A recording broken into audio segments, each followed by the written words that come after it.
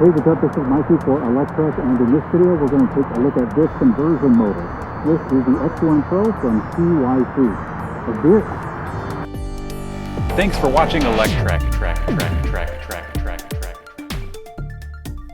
Okay, so the muffled voice thing is just a joke. I was actually wearing protective equipment while I was out on this bike because we are going to be going fast, really fast. So, kind of wanted to highlight that. Let's boogie. The CYC X1 Pro is a fantastically small, insanely powerful electric bike motor, and I think it's sure to become a mainstay in hot rod e-bikes.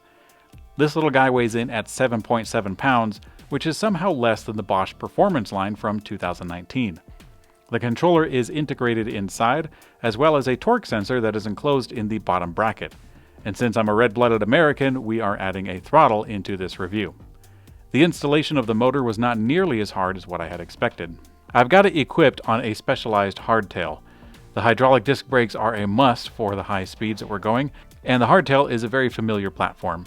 If you're curious, we've decided to use 21700 cells inside the batteries because these kind of cells are more adept at handling high amp loads. The motor itself is compatible with 36 volt, 48, 52, 72, anything between that line really. You just drop it in and the motor knows what to do. Let's take it out to the office. Off-road, this bike is a billy goat. It can carry heavy loads and can power better than any motor I have ever tried off-road. All of the high watt motors that I've tried are built for speed, and therefore they're big, heavy direct drive motors. So this is actually the first time I've used a really high wattage motor off-road. Realistically, in off-road conditions, the motor is so strong that it puts a lot of burden onto the rider to learn how to balance and attempt to keep traction. So long as you have balance and traction, the motor will continue to deliver power to the drivetrain. The motor can be mounted in a few orientations, so if you want even higher ground clearance than what you see here, you could do that too.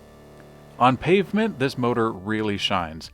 I'd like to equip it on a cargo bike and see what it can do for utility purposes, but for now I've been testing acceleration and speed, and it sure does accelerate.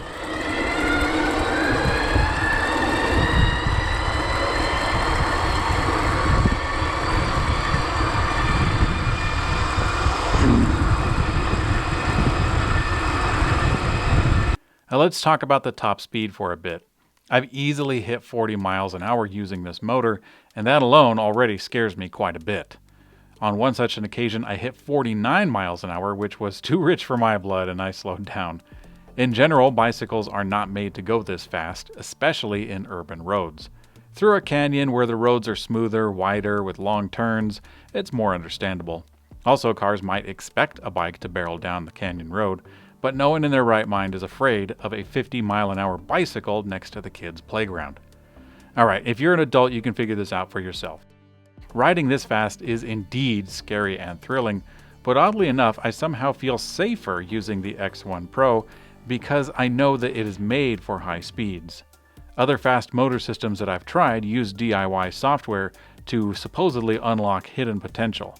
Now, the performance of an overclocked motor doesn't feel that much better than this stock version of the X1 Pro. And this is the stock version of the X1 Pro. It actually gets beefier than this. You can actually customize it.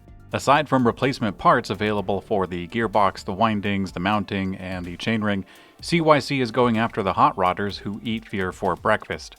You can switch out the stock controller rated for 65 amps for something like this, the ASI BAC 800. This one has a different rev range, or you can go for the BAC 2000, which throws out about 100 amps. Personally, that's something I am not ready to do. I don't know if I ever will be ready. But all in all, I think the CYC is an easy contender for the best hot rod conversion motor on the market today.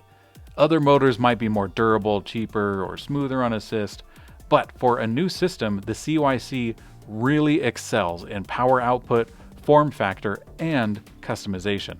I think the X1 Pro has a really long lifespan ahead of it in the hot rod conversion market. There's so many options and it's just a really good motor to use. Unfortunately, the price isn't that big of a deal. It's about $1,000, which isn't all that crazy considering what you're getting. But the real thing is the wait time. I actually had to wait about 9 months to get this thing in my hands. I don't know what the current production level is. Perhaps they've solved the issue, but once that's resolved, I think it's a pretty good system. So that's what I think of the CYC X1 Pro. Well, what do you think of it? What would you do if you had this electric bike system? Let us know in the comment section below.